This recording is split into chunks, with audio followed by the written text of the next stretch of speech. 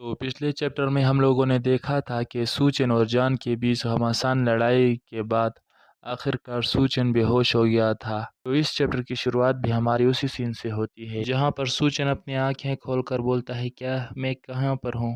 आखिर ये कौन सी जगह है और यहाँ इतना अंधेरा क्यों है? इसी तरह की बिल्डिंग में फंसा हुआ हूँ।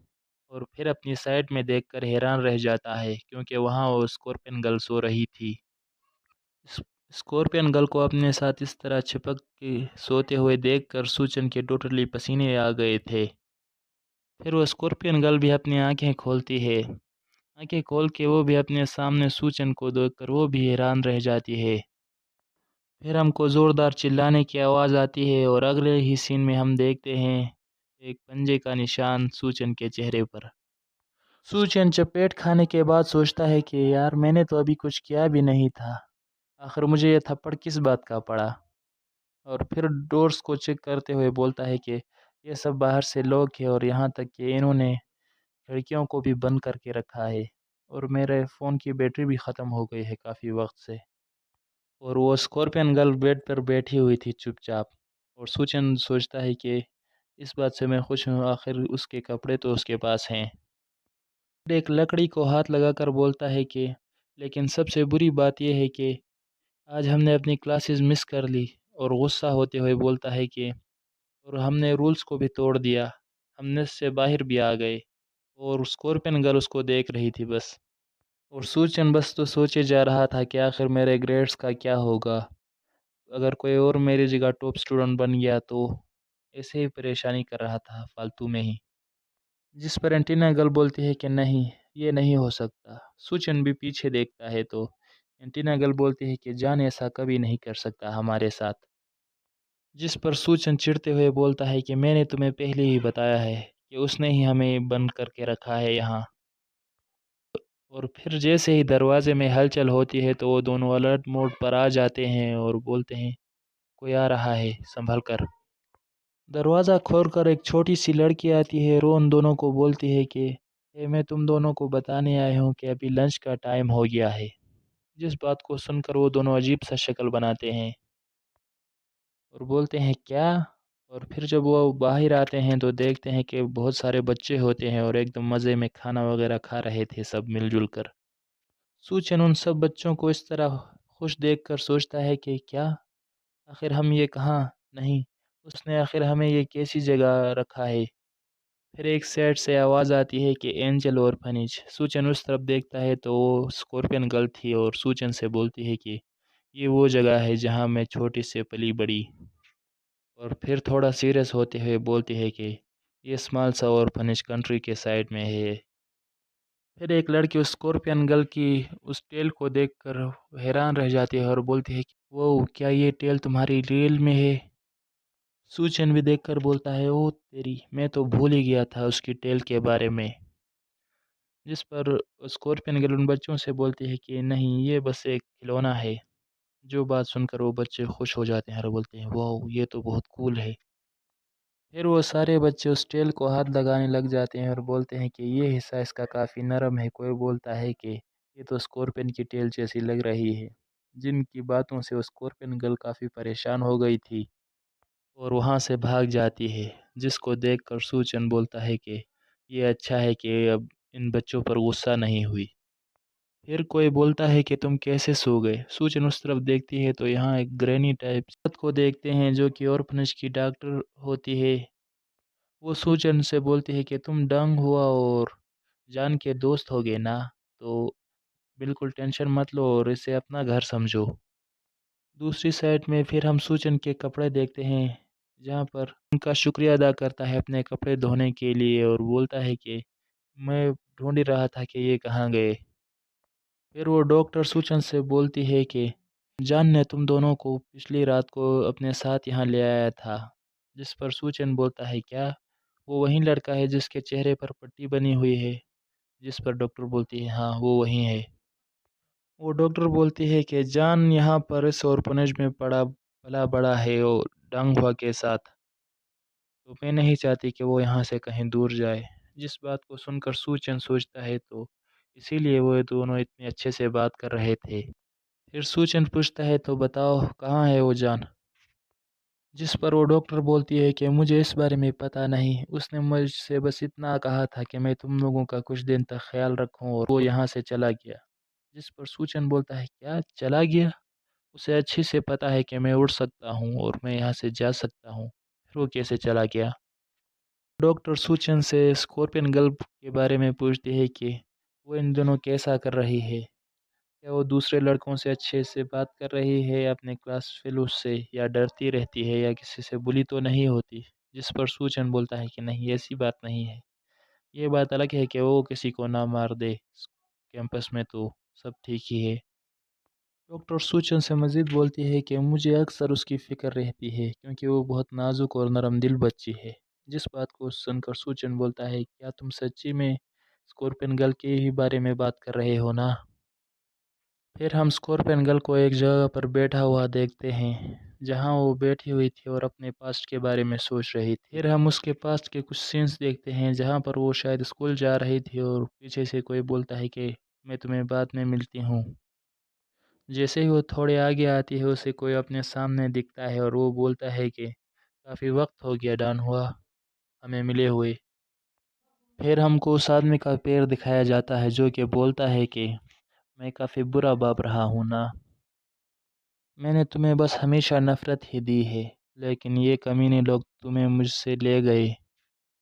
پھر ہم اس کے باپ کو دیکھتے ہیں جو کہ کافی ڈراونا تھا اور جس کو دیکھ کر وہ اسکورپین گرل خود بھی کافی ڈری ہوئی تھی، اور ہاتھ میں شراب کی بوتل تھی، اور اس سے بولتا ہے کہ جاؤ اندر جا کے اور فریج والوں سے بول دو کہ میرے پاپا واپس آ گئے ہیں اور مجھے لے جائیں گے، سمجھی؟ یا تم میرے رپورٹ کرے گے پولیس اسٹیشن میں جیسے تم نے پچھلی بار کیا تھا۔ جس بات کو سن کر وہ اور ڈر جاتی ہے اور بولتی ہے نہیں پلیز میں نہیں کروں گی۔ اسکورپین گرل کا پاپا ایک نمبر کا بیوڑا تھا اور اپنا بوتل اٹھا کر بولتا ہے کہ جاؤ بولو ان کو کہ میں تمہیں لے جا رہا ہوں اس سے پہلے کہ میں تمہیں دوبارہ سے یہاں مارنا لگ جاؤں۔ پھر ہمارا سین شفٹ ہوتا ہے پریزنٹ میں جہاں ہم اسکورپین گرل کو اسی جگہ پر بیٹھا دیکھتے ہیں جو کہ یہ سب سوچ کر پریشان ہوئے جا رہی تھی، اور بولتی ہے کہ یہ جگہ بس مجھے بری یادیں ہی دیتی ہے اور کچھ نہیں۔ پھر ہم سوچن اور اس ڈاکٹر کو دیکھتے ہیں جہاں پر وہ ڈاکٹر بولتی ہے تو اچھا تمہیں اب واپس کیمپس لوٹ جانا چاہیے ہے نا، میں تمہارے کپڑے لا دیتی ہوں، وہ ابھی تک سوکھ گئے ہوں گے۔ جس پر سوچن بولتا ہے ہاں شکریہ آپ کا۔ پھر ہم ایک چھوٹا سا ہاتھ کو دیکھتے ہیں جو کہ سوچن کے اس ٹاول یا جو بھی لپیٹا تھا اس کو پکڑ لیتے ہیں۔ سوچن اس سائڈ دیکھتا ہے جہاں پر وہ پہلی والی لڑکی تھی اور بولتی ہے کہ آؤ میرے ساتھ کچھ ڈرائنگ بناؤ۔ ڈاکٹر یہ دیکھ کر بولتی ہے کہ لگتا ہے یہ میر کو تمہیں کافی ہینڈسم لگے اسی لیے وہ تمہارے ساتھ کھیلنا چاہتی ہے تھوڑی دیر، یہ تمہارے لیے تھوڑا مشکل ہوگا۔ جس پر سوچن بولتا ہے یہ ایسی بات نہیں ہے، میں کچھ دیر ان کے ساتھ کھیلوں گا، اس میں کوئی بات نہیں۔ پھر ہم سوچن کو دیکھتے ہیں جو کہ بچوں کے ساتھ ڈرائنگ بنا رہا تھا اور سوچتا ہے کہ اسکورپین گرل کو یہاں اچھا لگے گا کچھ دیر کے لیے، یہ جگہ اس کے لیے گھر جیسی ہے۔ اور پھر وہ یہ ریم سوچن کو ڈرائنگ دیتے ہوئے بولتی ہے کہ میرا کمپلیٹ ہو گیا۔ جس پر سوچن اس کی ڈرائنگ دیکھتی ہے جہاں اس نے اپنی ونگس ٹائپ بنا لی ہوتی ہے۔ سوچن دیکھ کر بولتا ہے کیا کہ وہ بٹرفلائی کی ونگس ہے؟ جس پر وہ لڑکی ایکسائٹیڈ ہوتے ہوئے بولتی ہے کہ ہاں یہ بٹرفلائی کی ونگس ہے، وہ پہلے تو بہت اگلی ہوتی ہیں لیکن جب وہ بٹرفلائی بن جاتی ہے تو بہت پیاری بن جاتی ہے۔ جس کی باتیں سن کر سوچن بولتا ہے وہ یہ بہت اچھی بات ہے اور سوچتا ہے کہ اس کو بکس بہت پسند ہے۔ وہ لڑکی بولتی ہے کہ آئی وش میرے پاس بھی ایسے ونگس ہوتے، یہ کافی کول ہے نا اور بہت مزے کے بھی۔ جس کو سن کر سوچن کا چہرہ لٹک جاتا ہے۔ سوچن بولتا ہے کہ پنکھوں کی وجہ سے تم باہر جا سکتے ہو، لوگوں سے دور جا سکتے ہو، لیکن پھر تم لوگوں کے ساتھ کھیل نہیں سکتے، لوگوں سے بات نہیں کر سکتے، بس لوگوں کو زیادہ پسند نہیں آتے۔ پھر یریم اپنی کلائی دکھا کر بولتی ہے کہ دیکھو مجھے بھی مچھر پسند نہیں، مچھر جو ہوتے ہیں وہ لوگوں کا خون چوستے ہیں اور ان میں بہت ساری بیماریاں پھیلاتے ہیں، مچھر ایول ہوتے ہیں۔ جس کو دیکھ کر سوچن بولتا ہے لگتا ہے کہ اس پہاڑی علاقے میں کافی زیادہ مچھر ہیں، اور پھر ڈرائنگ بناتے ہوئے بولتی ہے کہ لیکن مجھے ڈریگن فلائی پسند ہے کیونکہ وہ دن میں 200 سے زیادہ ایول بگز جو ہوتے ہیں ان کو کھا جاتے ہیں، اسی لیے وہ جیسے کہ وہ سپر ہیروز ہوں ویسے ہی ہیں، وہ سارے ایولس بگس کو کھا جاتے ہیں ہمارے لیے، وہ کافی مددگار ہیں انسانوں کے لیے۔ پھر ایک عورت آواز دیتے ہوئے بولتی ہے کہ یریم تمہیں ریڈی ہونا ہوگا، آؤ ہمارے ساتھ، ہمیں تمہیں تیار کرنا ہے کل چھوڑنے کے لیے۔ اس بات کو سن کر وہ بولتی ہے ہاں۔ یہ سن کر سوچن بولتا ہے کیا تم اس جگہ سے جا رہی ہو؟ پھر وہ اپنی ڈرائنگ کو اٹھاتے ہوئے بولتے ہیں کہ ہاں، میں کل ایک نئے آرفنیج میں شفٹ ہو رہی ہوں، لیکن مجھے اپنے دوست کو چھوڑتے ہوئے اچھا نہیں لگ رہا، لیکن اس بات کی خوشی بھی ہے کہ میں ایک نئے آرفنیج میں جاؤں گی۔ اور پھر اپنی ڈرائنگ بک کو سوچن کو دیتے ہوئے بولتی ہے کہ یہ لو، تم یہ رکھ لو، جس کو پکڑتے ہوئے سوچن بولتا ہے کہ تمہارا شکریہ۔ یریم اس عورت کے پاس جا کر بولتی ہے کہ ہم پھر کبھی ملیں گے تو کھیلیں گے، بائی بائی کرتے ہیں، اور وہ عورت بھی سوچن سے بولتی ہے کہ تم آرام سے گھر جاؤ۔ سوچن ان کی طرف دیکھ کر بولتا ہے کہ ہاں، یہاں اس کو کافی اچھا لگا ہوگا، ایک بار میں اسکورپین گرل سے پوچھ لوں کہ اب ہمیں واپس جانا چاہیے یا نہیں، وہ کیا بولتی ہے۔ پھر ہم اس ڈاکٹر کو اور اس کے ایک میٹ کو ایک جگہ سے جاتے ہوئے دیکھتے ہیں، وہ ڈاکٹر اپنی میٹ سے بولتی ہے کہ اس کو بھیجنے کی ساری تیاریاں پوری ہو گئی ہیں نا؟ جس پر وہ میٹ بولتی ہے ہاں، تیاریاں تو مکمل ہو گئی ہے۔ جس پر وہ ڈاکٹر دروازہ کھولتے ہوئے بولتی ہے وہ میری پیاری۔ یریم بیڈ پر پڑی ہوئی تھی اور وہ ڈاکٹر بولتی ہے کہ تمہارے لیے بہت مبارکباد تمہارے اس پیارے سفر کے لیے میری پیاری بچی۔ پھر وہ ڈاکٹر ایک آدمی سے بولتی ہے کہ تم وہ مٹیریل سارا لے آئے نا، لیکن تمہیں کسی نے دیکھا تو نہیں؟ جس پر وہ بولتا ہے کہ نہیں، بالکل نہیں دیکھا۔ وہ آدمی اس ڈاکٹر سے بولتا ہے کہ ویسے بھی یہ ہمارا فرسٹ ٹائم تو ہے نہیں، اور پھر ہم کو بہت ساری پکچرز دکھائی جاتی ہے جہاں انہوں نے بہت سارے بچوں پر ایکسپیریمنٹ کیا تھا اور ان کو انسیکٹ کا ڈی این اے میں کنورٹ کر کے ان کو ایبلٹیز وغیرہ دی تھی۔ وہ ڈاکٹر بولتی ہے کہ اس ٹائم انہوں نے کیا دیا ہے، اس کا ڈی این اے مکس کرنے کے لیے بھیجا ہے۔ جس پر وہ ایک ملی پیڈ نکال کر بولتی ہے کہ اس پر انہوں نے اسے بھیجا ہے، اس بار انہوں نے اس ملی پیڈ کو دیا ہے تاکہ ہم اس کا ڈی این اے اس لڑکی کے ساتھ مکس کر سکیں۔ یہ کافی بڑا ہے اور بہت واحیات بھی ہے۔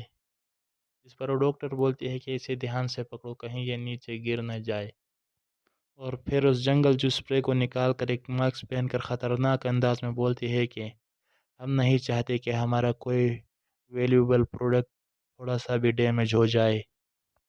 ملی پیڈ اور اس جنگل جو اسپرے کو وہ کرنے ہی والی تھی جیسے اس لڑکی پر، اتنے میں ہی کوئی گیٹ پر نوک کرتا ہے۔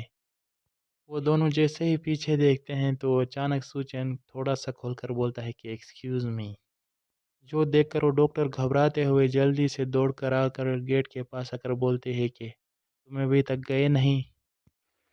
جس پر سوچن بولتا ہے کہ مجھے اس کے لیے معاف کر دیجیے، میں باتھ روم ڈھونڈ رہا تھا لیکن میں کھو گیا، پتہ نہیں کیسے۔ جس پر وہ ڈاکٹر بولتی ہے کہ تمہیں میں بتا دوں یہ سیکنڈ بیسمنٹ ہے اور یہاں وزٹر کا آنا الاؤ نہیں ہے، لیکن مطلب یہاں کوئی نہیں آ سکتا، یہ سب کے لیے الاؤ نہیں ہے ہمارے سوا۔ سوچن اس کو تھوڑی عجیب طرح سے دیکھتا ہے اور پھر بولتا ہے کہ مجھے پتہ ہے۔ پھر اس دروازے کو ایک زوردار لات دے مارتا ہے جس وجہ سے وہ دروازہ اکھڑ کر اس ڈاکٹر کے منہ کے ساتھ چپک کر پیچھے جا گرتا ہے۔ جس پر وہ ڈاکٹر اپنا منہ پکڑ کر بولتے ہیں کیا تم کیا کرنے کی کوشش کر رہے ہو؟ پھر سوچن بولتا ہے کہ میں جب جا رہا تھا تب مجھے خیال آیا کیوں نہ میں اس لڑکی کی ڈرائنگ دیکھ لوں۔ جب میں نے وہ ڈرائنگ دیکھی تو مجھے کچھ پتہ چلا، اور اس کو ڈرائنگ دکھا کر بولتی ہے کہ بچے جھوٹ نہیں بولتے۔ جہاں وہ ڈاکٹر جنگل جو اسپرے کو ہاتھ میں لیے ہوئے بیٹھی تھی اور کافی خوش ہو رہی تھی، اور پہلی والی بات یاد کرتا ہے سوچن جہاں اس نے ڈاکٹر کی بات سنی تھی، جہاں پر وہ ڈاکٹر بولتی ہے کہ جب اسکورپین گرل کی اچانک سے ٹیل نکلی تو میں کافی شوک ہو گئی تھی، اور سوچن اس کو ڈرائنگ دکھا کر بولتی ہے لیکن تم نے جھوٹ بولا تھا، یہ سب تمہارا کیا گھر آئے؟ اور پھر ان سے بولتا ہے کہ کیا تمہیں پتہ ہے میں ہمیشہ بڑوں کی عزت کرتا ہوں، لیکن یہ تب تک ہوتا ہے جب تک وہ انسان ہیں، تمہاری طرح ہاف ہیومن نہیں۔ اور یہ سب وہ اپنے ونگز نکال کر کافی غصے میں بول رہا تھا۔ تو آج کے لیے اتنا ہی، ملتے ہیں نیکسٹ چیپٹر میں، تب تک کے لیے گڈ بائے۔